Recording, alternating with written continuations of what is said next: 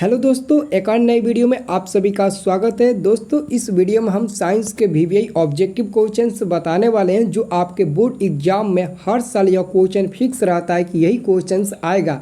तो इस बार भी 10th एग्जाम 2023 में क्वेश्चन फिक्स है कि आएगा। तो आप लोग एक एक क्वेश्चन को एकदम ईमानदारी से याद कर लीजिएगा और इस बार आप लोग 400 प्लस का टारगेट रखिएगा और यही टारगेट रख कर आप लोग पढ़ाई करिएगा तो 400 प्लस का टारगेट आपका 100% पूरा हो जाएगा।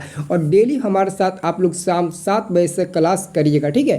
तो चलिए, अभी फिलहाल यह सेकेंड वीडियो है साइंस का, तो हम लोग सेकेंड वीडियो का टोटल ऑब्जेक्टिव क्वेश्चंस याद कर लेते हैं। और टेलीग्राम आप लोग ज्वाइन जरूर कर लीजिएगा क्योंकि टेलीग्राम पर जो क्वेश्चंस आप अभी याद करते हैं उसका जस्ट आप लोग कुछ समय बाद टेलीग्राम पर इसका टेस्ट भी दे सकते हो। तो टेलीग्राम जरूर ज्वाइन करना, वीडियो के डिस्क्रिप्शन में लिंक मिल जाएगा, ठीक है। तो चलिए हम लोग एक एक क्वेश्चन को याद करते हैं आज के वीडियो का क्वेश्चन, ठीक है। देखिए 21 नंबर क्वेश्चन कह रहा है कि नेत्र लेंस की फोकस दूरी कम हो जाने से कौन सा दृष्टि दोष होता है। कौन सा दृष्टि दोष होता है? तो आपके पास 4 ऑप्शन है, निकट दृष्टि दोष, जरा दृष्टि दोष और दूरदृष्टि दोष है। इनमें से कोई नहीं। तो आपका सही उत्तर ऑप्शन नंबर ए नंबर वाला हो जाएगा, निकट दृष्टि दोष। जिस व्यक्ति में नेत्र लेंस की फोकस दूरी कम हो जाता है उस व्यक्ति में निकट दृष्टि दोष होता है। तो आप लोग ऑप्शन नंबर ए पर टिक लगाइएगा, ठीक है। निकट दृष्टि दोष याद भी रखिएगा, ठीक है, टेस्ट में काम आएगा। अगला क्वेश्चन देखिए, अगला क्वेश्चन कह रहा है कि लघुपतन के समय परिपथ में विद्युत धारा का मान। देखिए लघुपतन के समय परिपथ में विद्युत धारा का मान जो होता है ना, मतलब विद्युत धारा यानी कि इलेक्ट्रिक करंट का मान बहुत ही अधिक बढ़ जाता है, बहुत अधिक बढ़ जाता है। यानी कि आपका राइट आंसर हो जाएगा सी नंबर, बहुत अधिक बढ़ जाता है। तभी तो सर्किट होता है, यानी कि तार फ्यूज होता है। फ्यूज नहीं कहते हैं, तार शॉर्ट खा गया, तार जल गया, ऐसे बोलते हैं ना आप लोग, ठीक है। तो वही कह रहा है, ठीक है।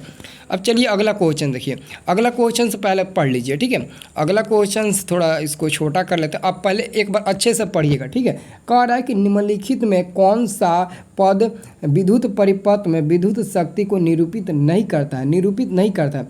ऑप्शन नंबर ए में है I² है, ऑप्शन नंबर बी में है IR² है, IR² है, और सी में VI है, और डी में है V²/R है। कौन है जो विद्युत परिपथ में विद्युत शक्ति को निरूपित नहीं करता है? तो आपका IR² वाला होगा। देखिए ऑप्शन में बी नंबर में दिया होगा IR²। देखिए तो ऑप्शन नंबर यहाँ पर बी में आपको मिल जाएगा IR² जो है ना वो विद्युत शक्ति को निरूपित नहीं करता है। बाकी R² ये I है, ठीक है, ये R नहीं है, R² नहीं बल्कि R² I है। तो I² है, ठीक है। यहाँ पर थोड़ा यहाँ पर ऑप्शन में गलती हो गया, यहाँ पर I² होना चाहिए, I², ठीक है, ये सही है, लेकिन IR² गलत है। इसका मतलब कि ऑप्शन ए और बी दोनों गलत है, ठीक है। तो ऑप्शन ए और बी दोनों गलत आप बोल सकते हैं, ठीक है, लेकिन एक्चुअली में ऑप्शन नंबर ए I² होना चाहिए, ठीक है, और यही आपका सही हो जाएगा, यही निरूपित नहीं करता है, ठीक है। अगला क्वेश्चन देखिए, अब देखिए अगला क्वेश्चन से कह रहा है कि अभिनेत्र लेंस की फोकस दूरी में परिवर्तन किया जाता है, परिवर्तन किया जाता है किसके द्वारा? अभिनेत्र लेंस की फोकस दूरी में परिवर्तन किसके द्वारा किया जाता है? पक्षावी मांसपेशियां द्वारा, यानी कि मसल्स के द्वारा। मसल्स आप लोग समझते हैं ना, जिसको मांस को मसल्स बोलते हैं, मसल्स बोलते हैं ना। तो आपका option number C number right answer हो जाएगा, ठीक है। अगला क्वेश्चन देखिए बहुत इंपॉर्टेंट क्वेश्चन है अगला क्वेश्चन है, विद्युत मोटर परिवर्तित करता है। एक बात हमेशा याद रखिए, जब विद्युत मोटर कहेगा तो विद्युत ऊर्जा को यांत्रिक ऊर्जा में परिवर्तित करेगा, ठीक है। क्या करेगा? विद्युत ऊर्जा को यांत्रिक ऊर्जा में, विद्युत मोटर विद्युत ऊर्जा को यांत्रिक ऊर्जा में परिवर्तित कर देता है। यानी कि आंसर आपका होगा बी नंबर। अगर कहेगा जनित्र, अगर जनित्र का नाम ले ले तो यांत्रिक को विद्युत में परिवर्तित करेगा, कौन? जनित्र। लेकिन मोटर का बात कर रहा है तो मोटर विद्युत ऊर्जा को यांत्रिक ऊर्जा में परिवर्तित करेगा, आप लोग याद रखिएगा, ठीक है। अगला क्वेश्चन देखिए, सब लोग जल्दी से टेलीग्राम ज्वाइन कर लो मेरे प्रिय दोस्तों, मेरे प्रिय छात्रों, सब लोग टेलीग्राम ज्वाइन कर लो, क्योंकि अगर टेलीग्राम ज्वाइन कर लेते हो ना तो टेलीग्राम पर आप लोग टेस्ट दे सकते हो, क्योंकि टेस्ट देना बहुत ही ज़रूरी है। इस बार तो हम अलग ही प्लान बनाए हैं कि आप लोग जो याद कर रहे हो उसका जस्ट टेस्ट दे दो, इसलिए टेलीग्राम बोल रहे हैं, टेलीग्राम ज्वाइन कर लो। लिंक आपको वीडियो के डिस्क्रिप्शन में दिया गया है, ठीक है। तो देखिए 26 नंबर क्वेश्चन कहता है कि विद्युत बल्ब के फिलामेंट में किस तत्व का उपयोग होता है?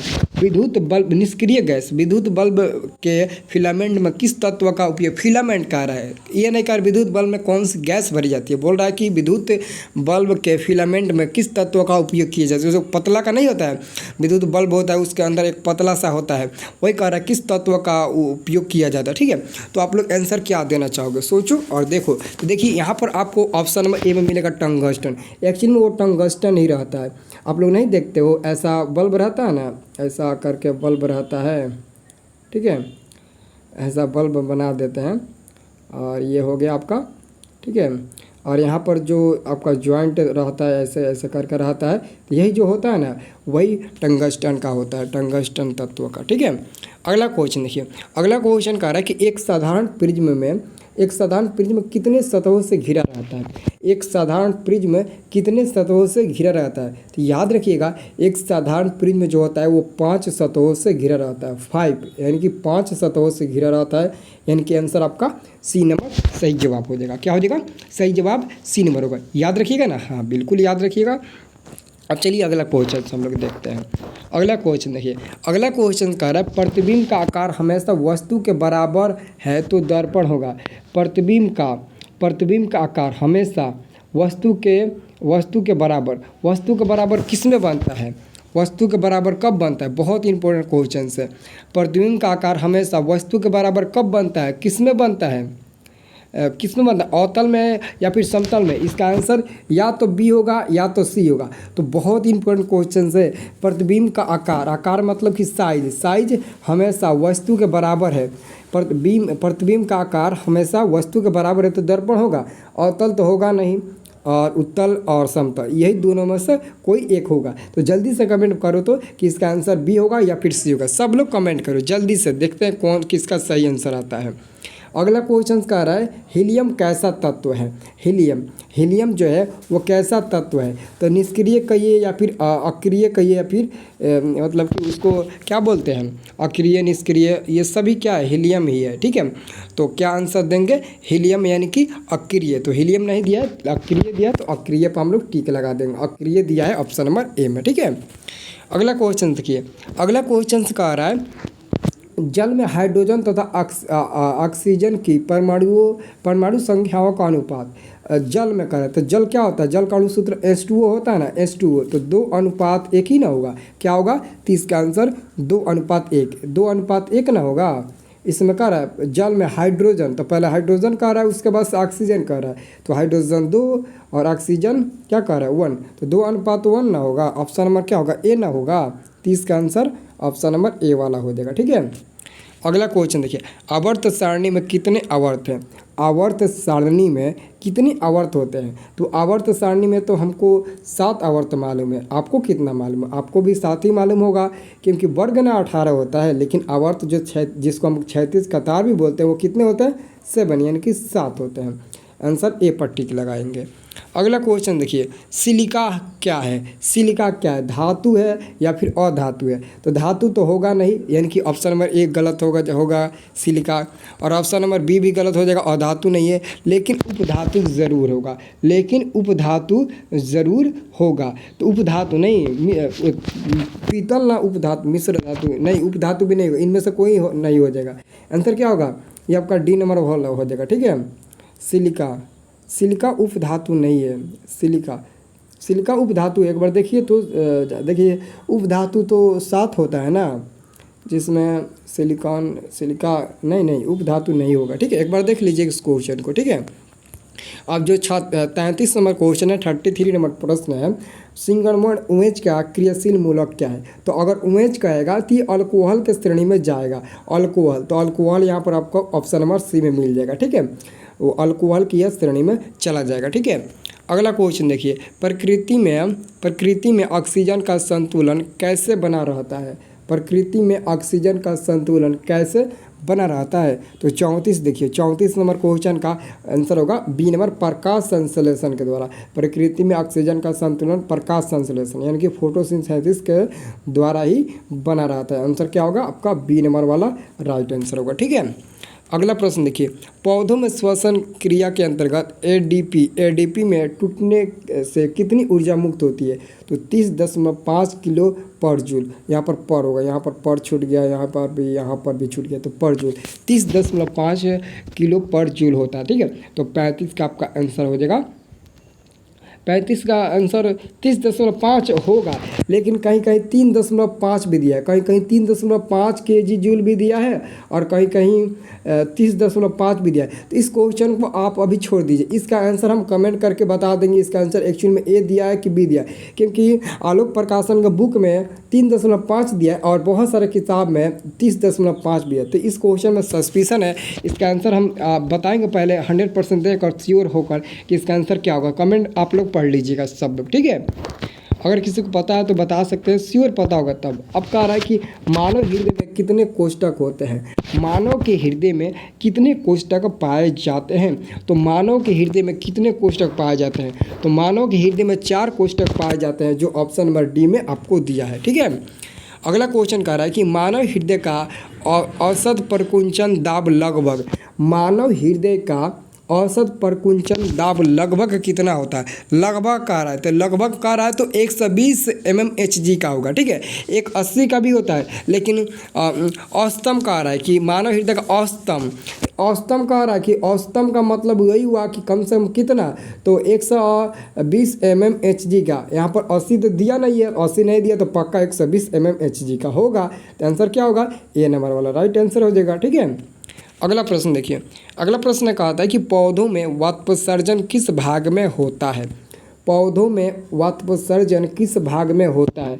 जड़, तना, पत्ता, फूल। देखिए 38 का जो सही जवाब होगा, देखिए एक एक क्वेश्चन आप लोग याद करें, अभी कर लेंगे ना तो उधर आप लोगों को बहुत ही ज़्यादा मतलब कि हल्का पड़ेगा, ठीक है। तो 38 का आंसर होगा पत्ता में होता है। किस में होता है? पत्ता में, ठीक है। अगला क्वेश्चन देखिए, अगला क्वेश्चन कह रहा है कि कृत्रिम वृक्क किन अवशिष्ट उत्पादों को रुधिर अपवाहन द्वारा पृथक करता है?